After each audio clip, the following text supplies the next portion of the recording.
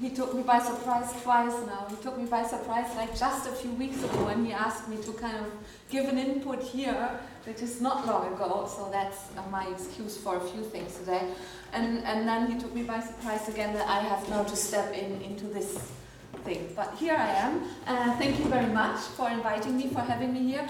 That was quite a wild mix and very inspiring what I heard today already. So I will add to this wild mix and it will not get any less wild, I'm afraid. So maybe, I'm Sibylle. I'm basically three things. I'm an artist, I'm a researcher. I work as the director of a PhD program that we have here in Hamburg. It's actually one of the first PhD programs in Germany where you can do art-based research. That's Performing Citizenship DE. So I will not talk about that very much, though questions of citizenship are very much at stake here today, and also I will include them in my talk, but I will not talk about our program, I'm afraid. Also, I'm director of an institution called Forschungstheater, translated Theater of Research. That's a theater for children that we turned into a transgenerational institute for art-based research here in Hamburg. And I'm part of the artist collective Geheimagentur, secret agency. Michael mentioned it. And actually, I'm here today as a member of that artist collective. With this artist collective, we recently have founded yet another improbable organization called Hamburg Port Authority and Hamburg Port Hydrarchy. And Hamburg Port Hydrarchy is kind of mocking Hamburg Port Authority. Hamburg Port Authority is the institution. It's a half public, half private thing that kind of owns whole of Hamburg Harbor, right? So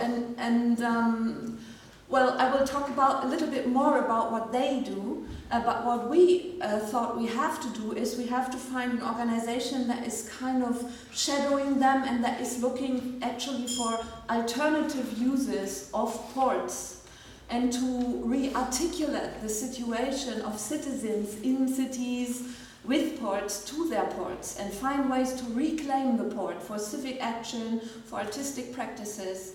And this is what we embarked on to do, and we basically have like different departments in this organization, of course. So there's a department that is concerned with offshore art, with artistic practices very much, which are called radical seafaring these days.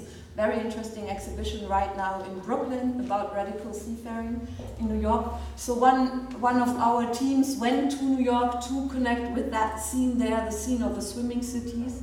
Another department of Hamburg Port Hydrarchy is dealing with the cruise ship company hype that is currently kind of taking over big parts of Hamburg Port. They went to Venice to connect with activists who are much further than we are here in Hamburg in their protests and in developing forms of protest against cruise ship companies. And then there's a third department which is for now called paralogistics, and that's basically me. And what I brought today is not so much a project presentation, but it's really, I would like to take you right into this project that is about a journey that I recently did to Lagos, Nigeria, and that is about informal, like rough trade going on between Hamburg Port and Lagos, Nigeria. But I will come to this thing in the end of something like an essay that I wrote. So I will do what Michael told me not to do. I brought a text and I will read it to you. But at least, it's something like a mixture between a narration, how I got to Lagos, Nigeria, and what paralogistics might be. And a little bit of theory also around ports and around what is today called the logistical turn. So lean back, get comfortable, it's going to be a read.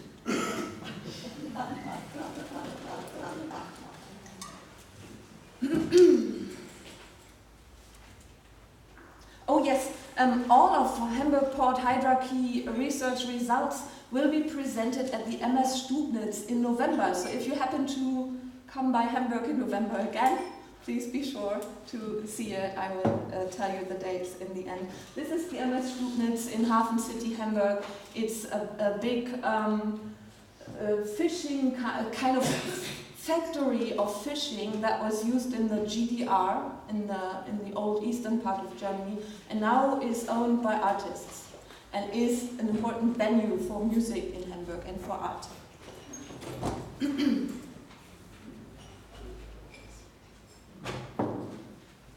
So what is paralogistics? Paralogistics is not quite logistics.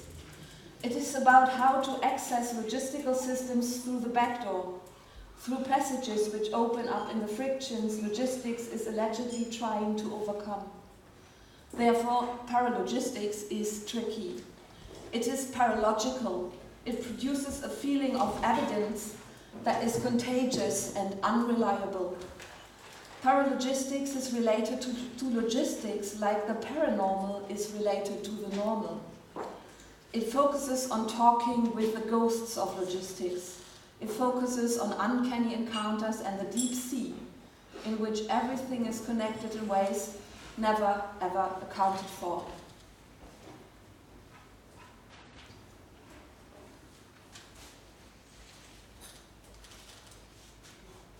In 2010, a group of Somalian pirates hijacked the cargo ship MS Taipan, sailing under German flag and coming from Hamburg port.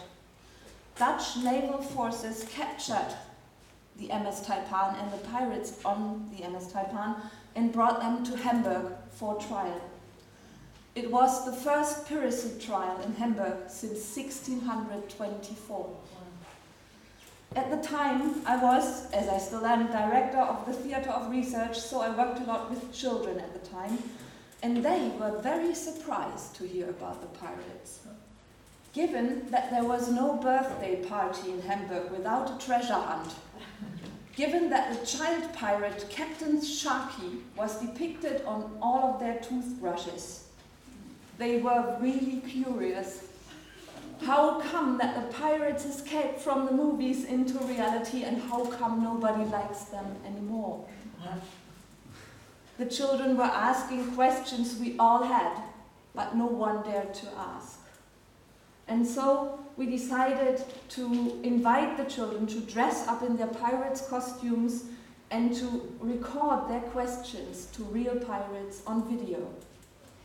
After a remarkable odyssey, using our network of friends and connections around the world, we finally found 3 pirates who were willing to watch these videos and answer the question of the kids from Hamburg. That was in Eastlake, the Somalian part of Nairobi, in the club room of a hotel. The pirates were more afraid of us than we were of them. They thought that white people who wanted to talk to them were most likely CIA or something, and our name secret agency didn't really calm them down. They opened up and really tried to give an account. But then to watch the videos with the kids' questions made them relax. They understood these people might be crazy, dangerous they're not. So the kids' questions took them by surprise. They opened up and really tried to give an account of what happened in Somalian piracy for the kids of Hamburg to understand. How did you become a pirate in the first place? How do you like Pirates of the Caribbean? The answer to that, by the way, was we prefer James Bond. Have you ever killed somebody and doesn't it hurt you in the heart? Would you like your children to become pirates too? I will show you one question, one answer from that body of work, right? So can we have the sound up, please, now? Oh, that's the Theatre of Research. Im Spiel ist das ja so, dass es den Leuten, also mir sozusagen Spaß macht, Leute auszurauben und Leute zu töten, ja, Geld zu bekommen, auf einmal so. Und meine Frage ist, ob das im echten also bei den echten Piraten, also bei euch auch richtig so ist, dass es Spaß macht. Es ist ein schwieriges Leben. Auf der einen Seite ist das Geld, aber auf der anderen Seite kannst du schon so den ganzen Tag nicht essen, weil du immer Angst hast.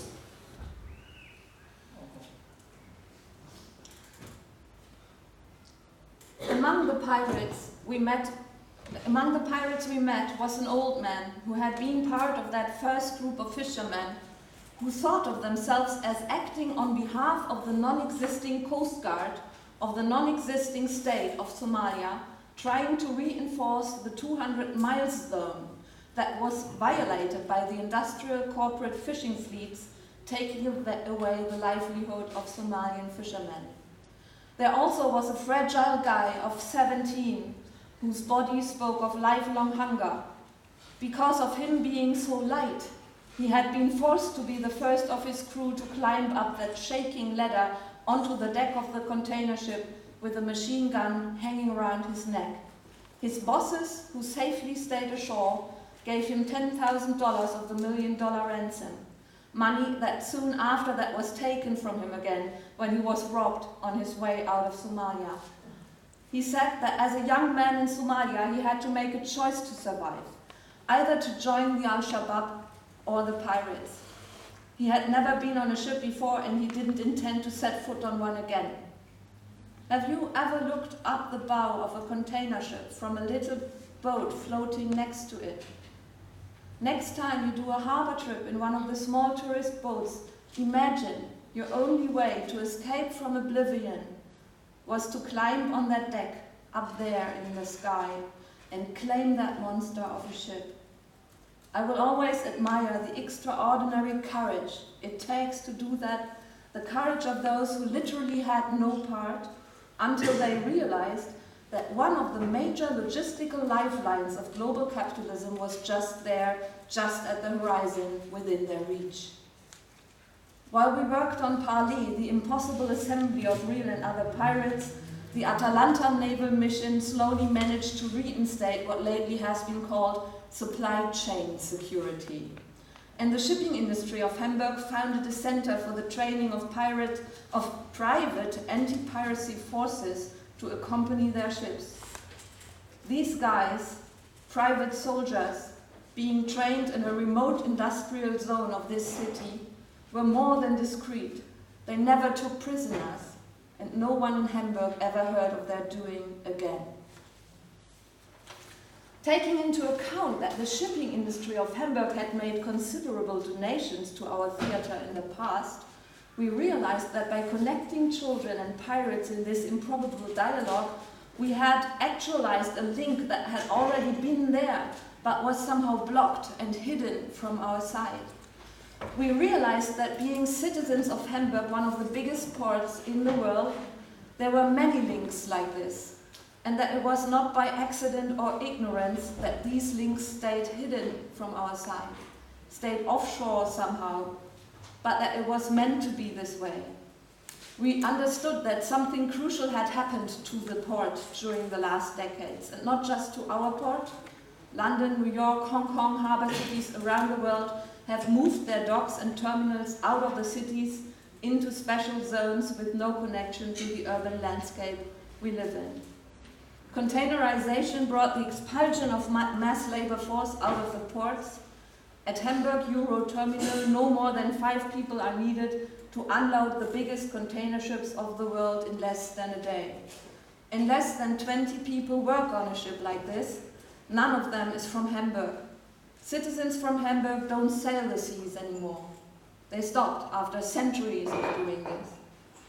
On a ship like that, the captain and his officers are most likely from Russia, and the crew is from the Philippines.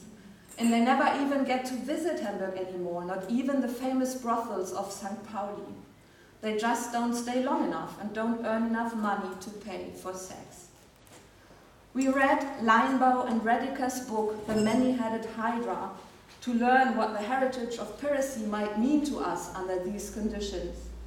We learned about Atlantic piracy as an improbable alliance between liberated slaves from West Africa and a first form of European working class that was forced into a deathly service on the ships of the European empires. Of course, we also remembered the liquidators, these are our Northern Sea pirates, translated those who share equally, legendary pirates of the Northern Sea who were decapitated by Hamburg port authorities 600 years ago. We asked ourselves, what might Hydrarchy mean today? Maybe we thought a first step would be to reclaim our right to the harbor as citizens of Hamburg. And we tried. We worked in the Seafarers Mission and made an effort to meet the seamen who came through Hamburg. Together we made a video and a song, a modern seafarers song. We tried to save an old shipyard and to keep a small historical steel ship afloat. We did research about cruise ship companies, and last summer we temporarily opened an alternative cruise ship terminal in Hamburg port to open a space for a different experience of the port. In doing all this, we learned about Hamburg Port Authority, this half-private, half-public organization that owns the land and makes the rules in Hamburg port. We found that in the name of safety and security, HPA tries and succeeds to keep everyone out of the port who isn't relevant for port economy. Of course, only Hamburg Port Authority gets to decide who and what is ready to fit this criteria. So, nobody is allowed to live in Hamburg port or to open as much as a boat cafe without the permission of HPA, which is hardly ever given. There are literally no citizens of Hamburg port. In the port, we are all migrants, we are all illegal. Meanwhile, while we were learning about HPA, something else happened. Everywhere in the world, people were squatting streets and squares of their cities, and we, as Geheimagentur, started to work within a network of artists, activists, and researchers to explore this new art of being many. We witnessed people in Tunis, Cairo, Madrid, New York, Athens, and Istanbul claiming the streets, and I asked myself if in some strange way we would have to count the coast of Somalia in and include it in that enumeration. But then I didn't really know what the connection between these struggles actually was. Not until I recently read Deborah Cohen's excellent book, The Deathly Life of Logistics. She puts Somalian piracy and the Occupy movement into context when she writes, much like the many-headed Hydra, the seemingly disparate lives of these movements are connected through the infrastructures of logistics space.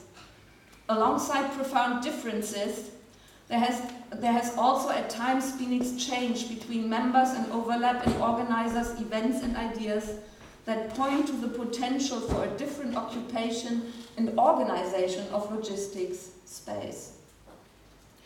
Cohen, as well as thinkers like Sandro Mezzadra or Moten and Harney in their much-read book The Undercommons, argue that capitalism is currently taking a logistical turn. Logistics, as in the science of the supply chain, comes from warfare, and in warfare has traditionally been dominated by strategy. Of course, logistics is also of crucial importance to trade, but here it was traditionally submitted to the system of production as the core of economy. In this position of service to either strategy or production, logistics has always been the connection between warfare and trade. When containerization had its breakthrough due to the US Army starting to use containers to keep up their supply chains to their troops in Vietnam, something changed for logistics. Ever since then, the free movement of capital around the globe, the digital revolution, and the fact that the internet has become a gigantic catalog to order from, the recent intensification of migration between continents, and finally, the primary importance of energy systems. All of this contributed to the rise of logistics and its emancipation from its former masters. Strategy now follows logistics in warfare, as well as production is submitted and took its position in a system of global circulation in a gigantic supply chain that more and more models society as such. Capitalism has become the movement of movements. If that is true, if this logistical turn is happening, how will that apply to other systems of society, maybe to those which are closer to us, which are important to our way of living, like the urban space, like cultural production, knowledge, even mankind? What is logistics from our point of view? And is there a chance to persist, to claim, to squat, to inhabit it. Logistical empires themselves describe the brave new world of logistics like this. Everybody loves something. We love logistics. We love its precision, its epic scale, its ability to make life better for billions of people. Each day our customers count on us to choreograph a ballet of infinite complexity played across skies, borders and oceans. And we do. What's not to love? UPS. So, are we now going to dance in this ballet across skies, oceans and borders? And how are we going to dance in that ballet? We always sucked when it came to ballet. Precision and epic scale are not exactly our strong side. Ports, of course, are crucial spots of such a logistical turn. So maybe observing ports and what happens in ports, we can find out what this logistical turn is about. And I mean here all kinds of ports. Airports, those ports which connect digital streams of information to local interfaces, and seaports. Let's look at the things which surround us in this space. How much of it, what do you think? Clothing, furniture, technical equipment, how much of it has been shipped before it arrived where you find it right now? What do you think? How much? 99%. A very good guess. It's 90%. 90% of everything that we use has been shipped.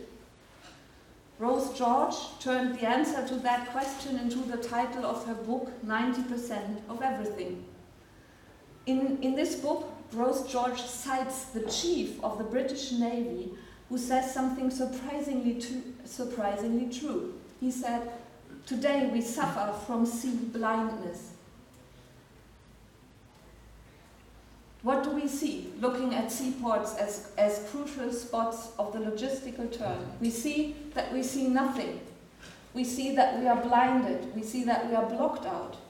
And we find ourselves confronted with a striking difficulty to politicize anything that happens within the port as a primary zone of supply chain security. Epic scale actually has a point in that. In the world of logistics, everything tries to be as big as possible. Ships, terminals, rivers, everything. Global scale is not human scale. So we will always be a ridiculous bunch of dwarfs, confronted with something like the sublime, with capital taking the form of the sublime, of something that is not entirely here, but always already somewhere else. The subordinate position of logistics towards its former master systems, production and strategy, turns out to be its strength. Logistics has always been just a means. It is now, and so it's now, the perfect end. It isn't only about things which usually build the platform for public and social life to happen. This platform is thought of as simply enabling public and social life. So the platform itself is seemingly not public or social in itself. It mainly has to be one thing. It has to be safe and secure. If not, how is it supposed to provide a stable platform? Everyone will understand that. Nevertheless, this is exactly the point, the entry point into an enhanced form of security. The security of the supply chain that can come in the disguise of workers' rights and children's health. It goes along with a closed system of insurances and probability calculations, which make us all accountable for the security of the supply chain and make it almost impossible to create new alternative supply chains, as only corporate can pay for safety. And they do. And so there's only corporate left in the big logistical hubs. There are fences and gates and cameras which shut everything else out. There are only operators, no citizens in logistical space. To put that into context, Hamburg Port for centuries has created connections and means to sustain a city of free people. Relying on the harbor, Hamburg has declared itself independent of kings and territorial empires centuries ago. It has been able to sustain a citizenship of the sea. The zone of the free port has been the key to that. has enabled the growth and persistence of the biggest European city that is not a capital. What will happen to this tradition, to this citizenship in the long run, if the port itself has become a model of a logistical space beyond citizenship? Second part. In the golden years of Somalian piracy, container ships stopped to come to Mogadishu port. Containerized sea trade came to a complete halt. But sea trade itself didn't. In their documentary From Port to Port to Port, the artist collective Camp show footage from a different kind of sea trade that works under the radar of the global logistical machine. It is coming from a zone in India, somewhere north of Bombay, where special geographical conditions allow people to build massive wooden boats. The environment provides them with natural dry docks, and this allows for building big ships without the support of huge machinery, but based on traditional craftsmanship. These wooden boats and very simple cargo ships These wooden and very simple cargo ships are then used in the dozens, if not hundreds, to transport cargo between India, Africa, and the whole Gulf region. This trade is governed by people from the Indian province who employ their families, friends, and neighbors. This is the kind of trade that steps in where big containerized sea trade is stopped, for example, by pirates. The documentary consists solely out of videos the people on those ships made with their own cell phones. What becomes visible here are hard-working conditions, but also the impression of self-determination and of brave and radical seafaring, of living with and by the sea. When Geheimagentur temporarily opened the alternative cruise ship terminal in Hamburg harbor during last summer, Shaina Anand, the maker of the documentary, came to visit. Together we discussed the idea of building a ship like that in Hamburg. Could that be an experiment with the potential to reconnect us to something like self-determined seafaring, to something that once upon a time has been at the core of our city and our claim of citizenship? Or would that just be a fallback into romance? A few weeks ago, I saw ships like this again, not as big, not for crossing the oceans, but cargo ships made from wood in a natural dry dock situation. It was my last day in Lagos, Nigeria, and after 7 days of full-on research day and night on informal trade between Hamburg and Lagos port, I had only one wish left. No more hazardous bike rides to Tin Can Island. No more discussions with corrupt officers of something. Get out of the 20 million people, no public infrastructure monster of a city. Get out of the traffic, get out of the crude oil transportation hub, get out of that never-ending street market, that zone of everything, and go to the beach. I had a hard time to convince my Nigerian business partners and guides, George and Ola, to make the trip at all. But finally, when the sun was already about to set again, we arrived at the beach. At that point, I hadn't seen another white person for 8 days, not from afar, not since I had left London Heathrow. And then the beach of Badagry, 20 miles or more of white sand, no international resort, nothing, only coconuts and fishermen and people who used the shoreline for driving on motorbikes because that was just faster than the fucking road. And the waves, they were just perfect. A surfer's paradise, untouched, unseen, unheard of. And then there were these huge wooden ships made from tropical wood. And I understood this beach was not quite a beach, it was a shipyard. They were made right there on the beach. Yeah.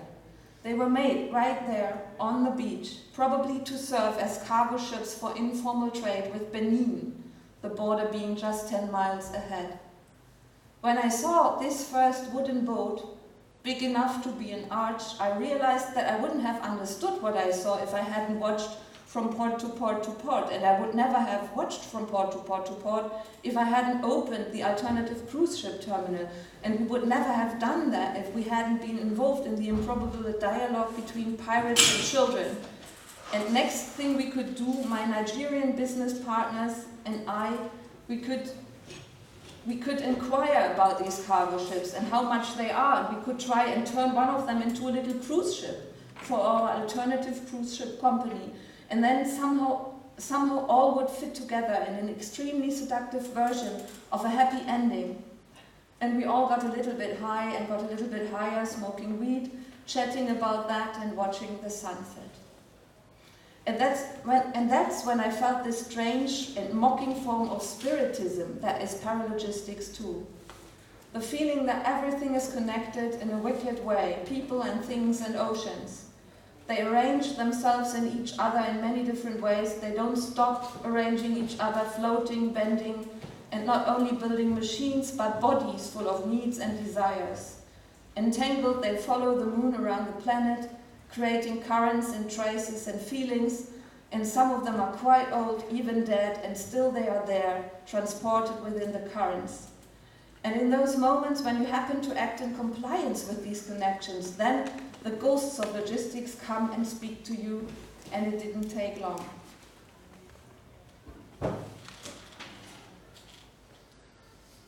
How much time do I have left? Whatever you like. Really? It felt strange that we couldn't leave Nigeria from Badagry. That instead we had to go back 4 hours through endless suburbia to finally get to the hotel and the airport. Anyway, when it comes to Nigeria, to drive through the night is a thing you are told to avoid at all costs. On our way back, we were stopped 7 times by customs police and so-called vigilantes, who were searching cars for signs of smuggle and above all for abducted people. Maybe also for opportunities to abduct someone, who knew.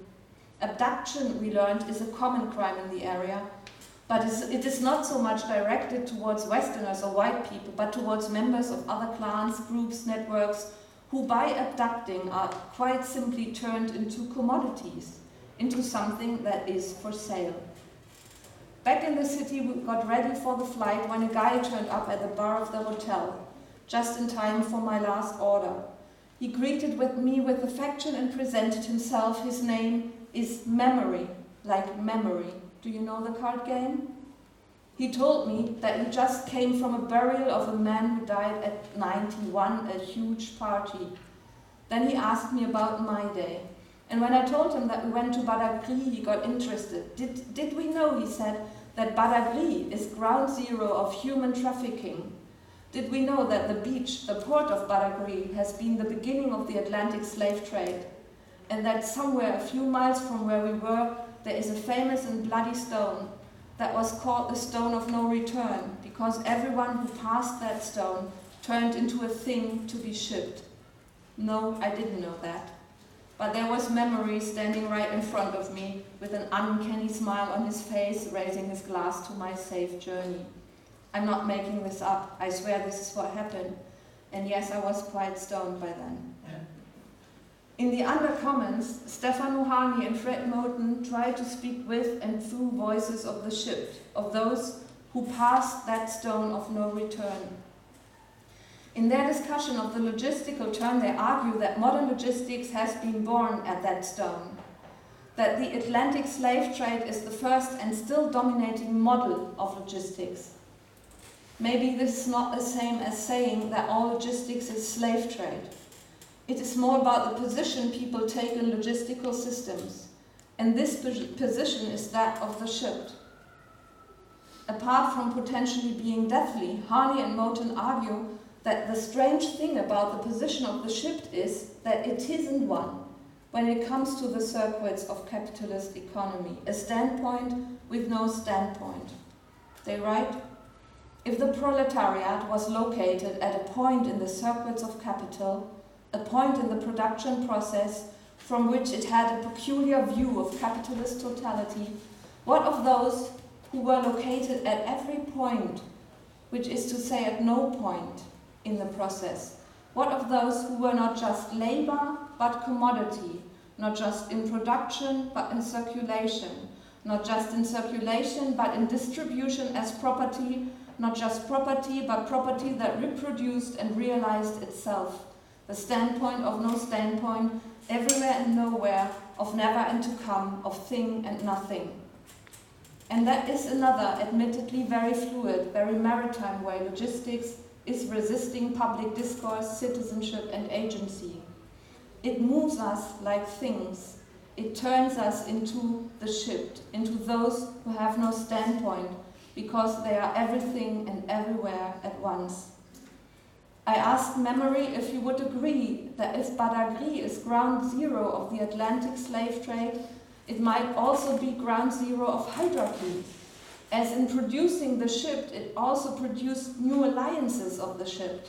Alliances across borders of continents and races and powers in a way unseen before, in a new planetary dimension. But memory didn't know that. Maybe I was already too stoned to make myself clear. Last summer, when we opened the alternative cruise ship terminal, we said loud and clear that the citizens of Hamburg have lost their relation to the harbor and aren't using it anymore, which is why the port now is sold to us in the form of spectacles and cruises. The wheat dealers from my neighborhood proved us wrong. They were the ones who cleared my head and see beyond the screen of Hamburg port in a new way, as they, my wheat dealers, actually did use the harbor. Not so much for transporting wheat. No, they are using the harbor for the same reason they started to sell wheat in the first place. They are all young men who recently came here from West Africa. Most of them have no citizen rights, they have no access to the market where they could sell their labor and become a properly exploited member of what is left of proletariat. So they try to get into the entanglement of people, things and oceans in a different way. Sometime back in the early 90s, people from West Africa who came here to Hamburg found that there's a huge amount of things which are thrown away here, but are wanted in West Africa. Fridges, TVs, hairdryers, hoovers, tea cookers, everything. And that if they find a way to collect those things and ship them from Hamburg port to West Africa, that can make a big change in the lives of their brothers, sisters, parents or children. Ever since, all of the young people from West Africa in this city try to do exactly that. A crucial part of that trade is about cars. But cars are not only cars in this supply chains, they are also containers which are no containers.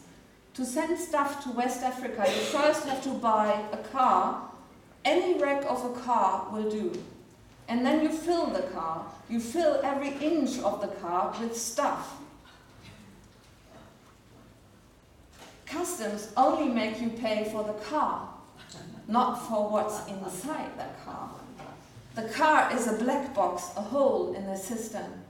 This happens all the time. It happens right now. It happens hidden in the eastern industrial wild of Hamburg, very close to that center where the anti-piracy forces are trained. This zone that is organized through that kind of informal trade. Here everything follows the question, what's moving in Lagos? Fridges. What's moving in Ghana? Mattresses. This place in Billstraße doesn't look like Hamburg very much. It looks more like Tin Can Island in Lagos, Nigeria. And maybe this is what paralogistics do. They open unlikely passages between localities and create Tin Can Island in the middle of Billbrook. My wheat dealers came to Hamburg via the Mediterranean Sea in little boats and ships, leaving the coast of Libya and heading towards the tiny island of Lampedusa. Radical seafaring of yet another kind. My colleague and friend Larry McCauley, who isn't in the wheat, but in the refugee business, as he puts it, has also come by that route over Lampedusa on a ship. Being an activist for refugee rights, he is doing a TV show this autumn about the experience of being shipped that way. He told me that the little ship he was on was so packed with hundreds of bodies It reminded him of Nollywood movies about the slave trade he was watching when he was a child. He said that the ship was balanced with the weight of the bodies, and the secret of survival is the ability of the people on the ship turning into things, motionless, keeping the balance. When I told him about my plan to focus on the informal trade between Hamburg port and West Africa that is organized by West African migrants to work on and with the shipped and their shippings, and that as being a part of Hamburg Port Hydrarchy, I would like to suggest to develop and support this kind of trade. That maybe we could reopen the old Africa terminal on Barkenhoft as a hub for this kind of paralogistical trade, and maybe we could even ask what new kind of citizenship would possibly come out of this kind of connection. Larry said that I would have to go to Lagos Port on Tin Can Island first to see the other side. And he connected me to his friend George, a trade agent with a company called valuehandlers.com in Lagos. And that's what brought me to Nigeria, where I just came back from, with a bag full of footage, of connections, of experiences yet to be analyzed.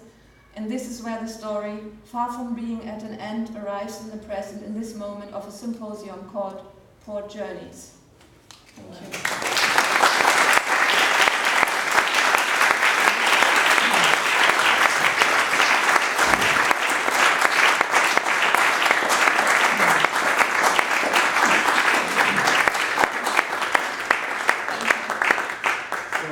This was really a lot, really intensive thoughts, and thank you very much. And maybe we have some questions or thoughts to be discussed. I could tell you how this thing is going on now. As I said before, we are now all analyzing our journeys that we made this summer, like the others went to New York and Venice and Hong Kong, and we will present that in the performance Ports vom Recht auf Meer, the Ride to the Sea, at the MS Stubnitz 9th, 10th and 11th of November. And then next year there will be the Theater der Welt Festival about, the topic will be the harbor, in May and June in Hamburg. And we will do a program there called Citizenships. I'm not sure if that works in English at all, but it does in German somehow. Then we will go on from May, June, to develop something that we call der Hafen der interventionistischen Seefahrt, Port for Radical Seafaring, which will be located here next to the Hafen City University, the Barkenhoft. This is the place where the Stubnitz is, so that's somehow our hub where we come from. And we will try to, and also here we have the PhD program is kind of based here, so we will take this area. This is part of the port that is taken out of the industrial port right now, and is not in use by industry anymore, and we will try to claim it. This is the old Africa terminal. It's a huge hall that is not in use anymore. And this all has been, this part of the harbor has been the part where the colonial trade with Africa has been done. So it's worth to reclaim it for something else.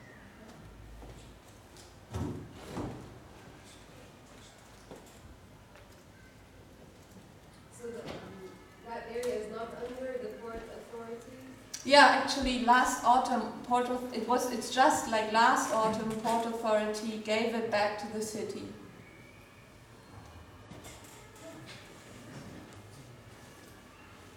But they are still advising, so we still deal with them a lot. So you think you can, you said we should reclaim it, you think it's possible to get this hall on the ground? Yeah, I mean for people from Hamburg, you know, it's in the middle of the Hafen city. It's a part of the city that I had given up on 10 years ago. So I don't know. But it's still the only part of the Hafen city that is not taken. It's still the old factory hall that is not in use, and it's a basin. I mean, it's a part of the water that is slowly. Nobody uses it now. So we just have to find the money. We have to do some corruption to kind of connect the city in the right way, and then maybe we have a tiny chance. Just a remark. I got a special permit by the port authority to go to the place where the cars are sent to West Africa and the riches and everything. I could photograph it. Here in Hamburg? Yes, they Fantastic. forbade the photography, but I did. And this led me to Ghana. Oh, did it? Oh, we need to Yes, talk. Yeah. so I would really like to exchange with you because I followed up the way of the fridges and the cars. You did? Yeah. Fantastic. Yeah. In what context did you do that one? As a project. Because I am When was that? I'm in a research group, Hamburg Postcolonial, Mm-hmm. and you connect the refugee issue with the colonialism issue, of course. So maybe we can exchange. You should, definitely. I have a question. It might be a comment and it might be a little hard to suss out the idea and even ask it if you can bear with me for half a second. But I think I clearly can follow this understanding of logistical organizational space and global commodity flows in the physical and how you tie that so succinctly to these individual narratives that I think are really accessible. But my question for you is, how do you think about, when you mentioned, consumption and desire in a small way or kind of in passing as us being complicit in the system, which we all understand, how do you begin to think about the staging or the algorithmatics of predetermination? What we're thinking of, I think, in the United States is very much about like Amazon.com and their fulfillment centers on the edge of town, Yeah. and constructing what you buy and following and Yeah. surveilling you, and that very virtual relationship to this very physical logistical footprint and that sort of conceptual violence or virtual violence. I just really wonder what you think about those things, Yeah. or if that is outside of the space, or Well, I have to say, thank you very much for that question. I will not be able to answer it. Instead, I can say that I started reading on what is called a logistical turn. I mean, I'm a theater maker. I'm a scholar in cultural studies and I work with children. So logistics is not exactly my field. And so I started reading like in May or something about it. And I haven't got my head around. I mean, it's so big. I can just kind of recommend to get into that kind of theory because I think that it really applies to many questions that we have. Also, obviously, to that of virtual surveillance and the algorithmic side of it. I know that this is a very important part of it, but it was beyond me for now. Throughout all of this, I can't help but feeling like a port, right? Or like that there's also this port relationship to our labor, like that, at any point of connection or something like that. I just wanted to try to expand that. I really thank you very much for your presentation. Unbelievable.